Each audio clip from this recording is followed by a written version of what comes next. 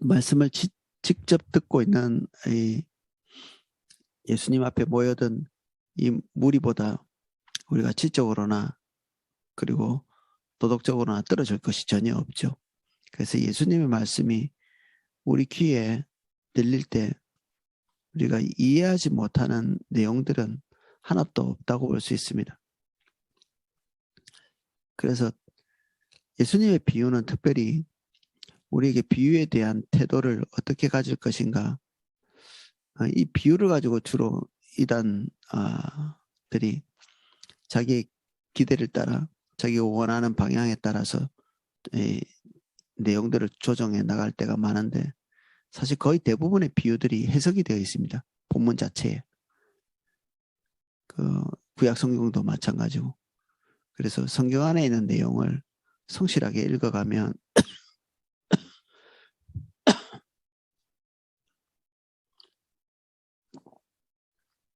이게 오해되지 않게 충분히 해석이 되어지고, 오늘 같은 경우는 예수님 본인께서 말씀하신 이 비유의 내용들을 고스란히 우리에게 해석해 주고 계십니다. 이 비유에 대한 목적을 두 가지로 말씀하고 있는데, 첫 번째는 이해력이 떨어지는 사람들에게 그들 삶에 있는 정황을 가지고 설명을 해주시고 이해를 잘 하도록 말씀하시는 것이고, 신기하게도 이 그 의도가 동일한 사람들에게 들려졌을 때, 다른 사람들에게 들려졌을 때는 이것이 그들에게 이 복음의 본질을 듣지 못하게 하는, 보지 못하게 하는 그런 기능으로 작동한다는, 신기하죠. 한 가지 말씀, 한 가지 의도가 사람들에게는 두 가지 상반된 결과를 낳는다. 예수님의 입에서 나오는 이 모든 말씀들이 두 가지로 들리는 거죠. 하나는 구원으로 인도하는 구원의 복된 메시지로 들리고, 한면에서는 그냥 쉽게 버릴 수 있는 별로 중요하지 않은 가벼운 가십거리로 들리는 것이죠. 이게 복음의 신비이기도 합니다. 그 구원이라는 것도 우리가 그 하나님의 말씀이 우리에게 접해졌을 때 우리가 그것을 수용하고 받아들이는 이 칭이라는 교리, 우리가 의롭다 칭 안 받았다, 이게 처음 예수님을 믿을 때 우리가 겪고 그 뒤에 성화와 그리고 예수님 오실 때 이루어진다고 하는 영화의 과정, 이 모든 것들을 이 칭이라고 하는 이 순간에 사실 모든 것들이 다 포함돼서 우리에게 다가오게 되어 있습니다. 여주봉 목사님의 그 기초 성경 공부 교재 첫 과에 보면 이런 성화의 문제를 좀 다루고 있거든요. 오늘 우리가 보고 있는 것은 복음 안에 들어와서 그게 열매를 맺는 이런 과정에 대해서 예수님께서 설명해 주신 건데, 이게 사실은 어떤 사람에게 처음 씨가 뿌려졌을 때 이미 그 사람의 구원이 운명이 정해져 있는 이런 것들을 또 내포하고 있거든요.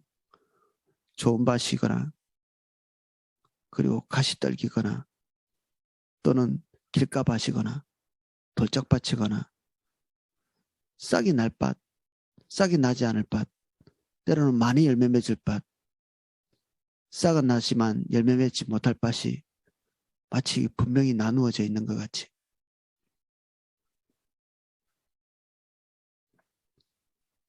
이 성화라는 것을 설명하다 말았는데, 이게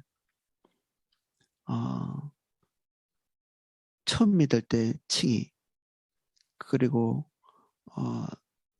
우리가 믿음의 여정을 말하는 성화, 예수님 오실 때 우리가 얻게 될 이 영화의 몸, 이것이 사실은 나누어진 개념이 아닌 것이죠. 그래서 우리가 칭이라고 하는 그 복음의 첫 번째 과정이라고 이해하고 있는 그것이 우리에게 왔을 때 우리가 그건 과거죠. 이미 우리들에게는. 예수님을 믿는 순간 우리가 회심의 체험을 했습니다라고 말하는데 그것이 씨가 떨어진 것입니다. 그것이 진짜 우리에게 복음이라면 오늘 우리가 성화의 과정을 밟고 있겠죠. 주님과 긴밀한 교제 가운데서 우리가 끊임없이 조정하고 그리고 끊임없이 주님의 뜻을 따라가기 위해서 분투하고 있는 우리의 모습일 거거든요. 때로는 괴로워도 하고 우리 주님 따라가지 못하고 있는 부분들이 조명되어지기 때문에. 근데 제일 무서운 게 뭐냐면 오늘의 안일입니다. 안일. 그 과거의 칭의와 미래의 영화, 구원받을 것. 성경은 항상 세 가지의 시제로 얘기하죠. 구원받았다. 구원 이루어가고 있다. 구원받을 것이다. 하나님을 아는 것도 또 세 가지로 똑같이 표현하고 있습니다. 하나님을 알았다. 하나님을 알아간다. 하나님을 영원히 알아가는 영생의 개념이 그렇거든요. 하나님을 알아간다. 과거, 현재, 미래가 동시에 우리에게 성경을 통해서 사도들의 가르침을 통해서 예수님을 통해서 우리에게 동시에 주어지고 있습니다. 그럼 이것이 우리에게 어떤 의미인가? 우리는 과거의 것, 미래의 것 이것에 대해서 같이 동시에 살 수는 없는데 오늘 우리에게 주어진 것은 과거도 아니고 미래도 아니고 항상 오늘입니다. 오늘 안에 우리는 과거도 가지고 있고 미래도 가지고 있습니다. 과거에 우리가 구원받은 것인지 확인하려면 미래에 우리가 구원을 완성할 것인지 보려면 오늘 우리의 자세가 어떤지 보면 됩니다.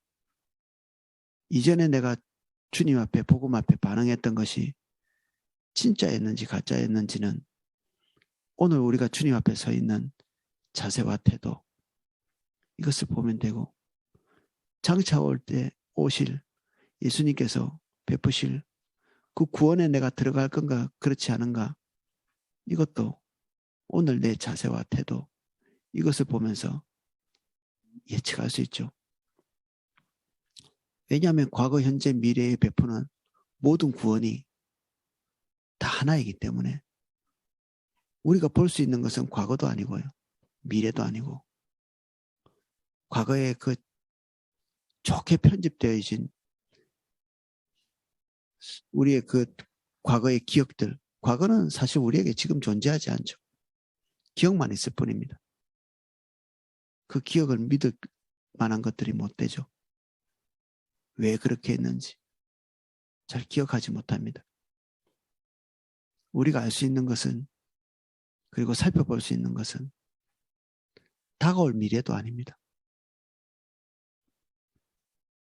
우리가 볼 수 있는 것은 바로 오늘 내가 하나님 앞에 온전하게 서 있는 나 자신 이것만 살펴볼 수 있죠. 그래서 정말 좋은 밭은 과거의 것에 머물러 있지도 않고요. 오늘을 버리고 미래를 보고 있지도 않습니다. 이 모든 것이 통합되는 오늘 주님과의 동행 여기에 주목하죠. 그래서 안일이 찾아오지 않습니다. 낙심도 할 수 있고 때로는 실망도 할 수 있겠지만 안일함이 찾아올 여지는 없죠. 구원받았다고 하는 따놓은 당상 같은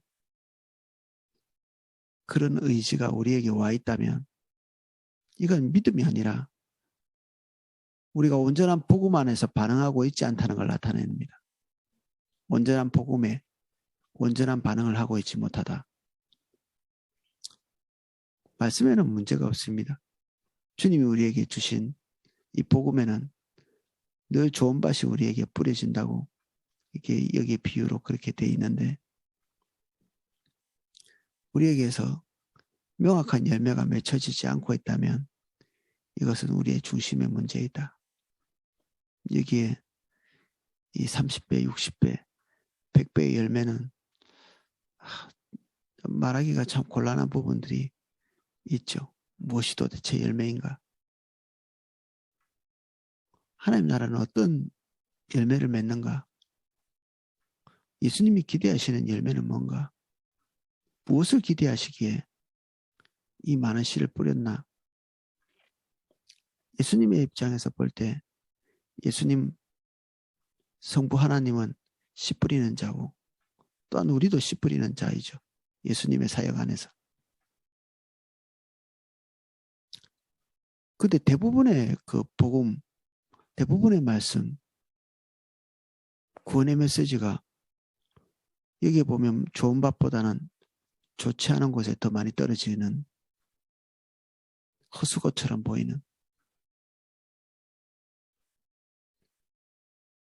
근데 우리가 주목해야 될 좋은 밭은 그 나머지 밭에 떨어지고 있는 모든 것을 상쇄한다. 30배, 60배, 100배의 열매로서.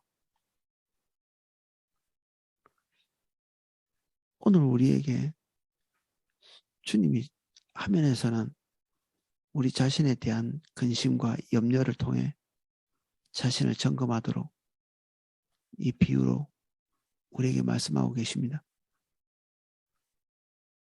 좋은 밭, 주님이 기대하시는 것이 이미 맺어야 될 30배, 60배, 100배로 결실하고 있는가? 아마 우리가 상상하고 있는 뭐 전도야 이게? 몇 명 전도했지? 단지 이런 물리적인 것이 아니라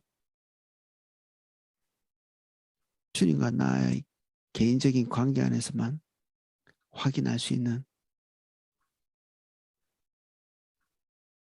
열매. 주님이 오케이 하시는 그 열매 잘 맺었어. 어쩌면 외부의 그리스도인들이 우리를 평가할 때 그 열매가 충분했는지 제대로 파악하기 어려울 수 있습니다. 저도 항상 열매에 대해서 고민거리가 많습니다. 저 개인도. 열매 맺고 있는가?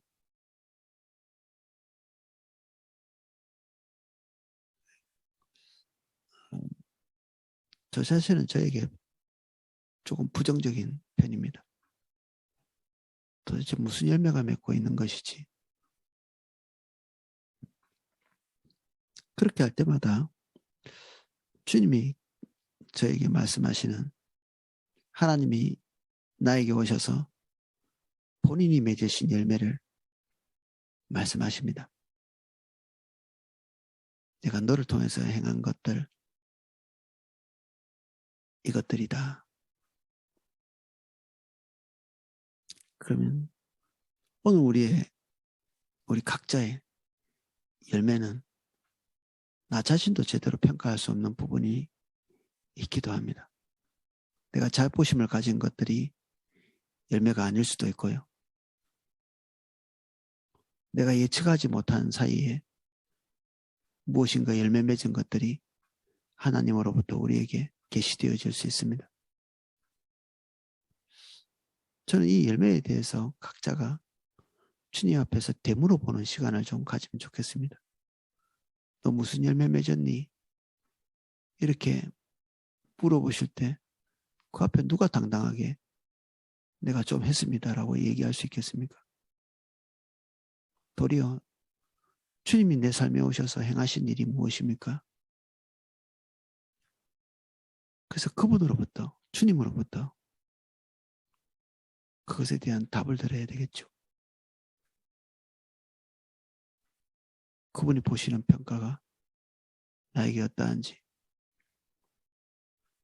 좋은 밭에 대한 이 비유가 화면에서는 후퇴하지 못할 어떤 하나님의 엄중한 경고를 우리에게 주기도 하죠.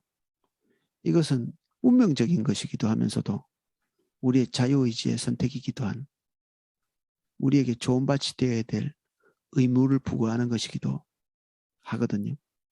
여기에 뭐 이 가시밭, 돌밭, 그리고 길가밭 이런 것들이 우리 중심에 있는 마음의 자세와 태도, 우리가 결정하기에 따라서 얼마든지 여기에 나와 있는 나쁜 밭들 종류도 될 수 있고, 우리가 결정하기에 따라서 그 말씀에 대하여 좋은 밭이 될 수도 있기 때문에 이건 한면에서는 운명적이고 한면에서는 우리의 자유의지의 결정이 여기에 작용하고 있는 것이죠.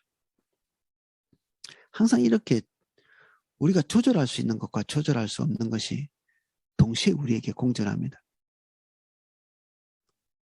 우리는 금방 분석하고 나누고, 그래서 내 책임과 주님의 책임을 분명히 하고 싶어 하죠. 이게 누구의 책임인가? 나의 구원은 누구의 책임인가? 주님의 책임인가? 내 책임인가? 열매 맺는 것은 주님의 책임인가? 나의 책임인가? 근데 우리는 주님의 것을 예측할 수는 없습니다. 주님의 것을 결정할 수는 없고, 항상 결정할 수 있는 것은 내 것밖에 없죠. 내 마음, 자유의지. 내가 올바로 결정하고 있고 올바른 선택을 하고 있으면 이것이 동시에 우리의 미래도 결정하고 있다고 보면 됩니다. 과거의 의미도 부여하고 있고. 예수님께서 이 비유를 말씀하신 것은 우리가 이 네 가지 밭 중에 어떤 밭인가 그 운명적인 것을 말하는 게 아니라 좋은 밭이 되도록 오늘 올바른 결정을 하라고 촉구하시는 것이죠. 예수님의 기대가 그것입니다. 그 올바른 결정이 동시에 하나님의 선택을 말하기도 합니다. 모든 것은 나누어져 있지 않고 중첩입니다. 같이 붙어 있죠. 우리가 선택하는 것, 우리를 향하신 주님의 구원을 확신할 수 있는 요소이기도 합니다. 다가올 하나님의 영화로운 삶, 그것을 우리가 믿고 신뢰할 수 있는 요소이기도 하고, 우리가 과거에 주님 안에서 회심했던 그 경험이 참된 것으로 만드는 것, 그것이 오늘의 우리의 결정과 태도, 자세죠.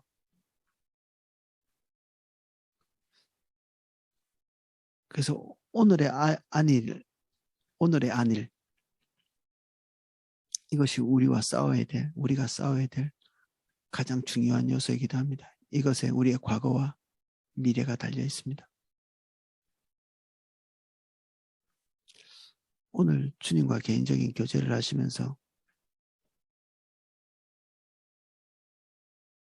주님께 우리에게 지금까지 내가 예수 믿고 10년, 20년, 30년 됐는데 주님이 내게 하신 일은 무엇입니까? 한번 여쭤보시면 좋을 것 같아요.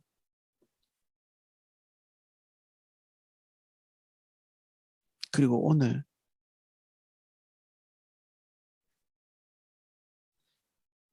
우리는 하나님 앞에서 올바른 결정을 하는 그런 저와 여러분 되시기를 예수님 이름으로 축복합니다. 기도하겠습니다. 여기 모여 예배하는 한 분 한 분을 예수님 이름으로 축복합니다. 아무도 구원이나 복음에 대하여 과거나 미래의 것을 바라보지 않게 하시고 그 모든 것을 다 담고 있는 오늘 올바른 결정을 하여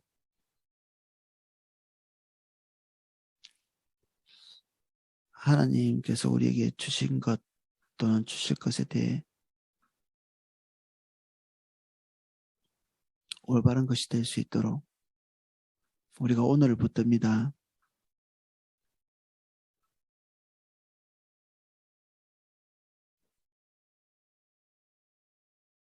여기 모여 예배하는 한 분 한 분을 예수님 이름 축복합니다.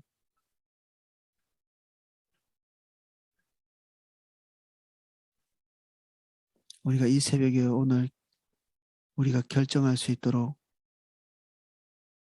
우리가 잠을 깨우고 고단한 몸을 일으켜 주님을 볼 수 있도록 우리가 은혜 주신 것을 인해 감사드립니다.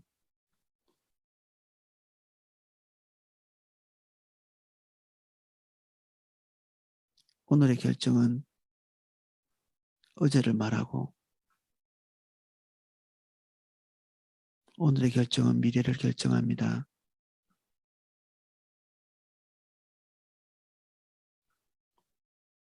한 분 한 분 성령으로 충만하게 해주십시오.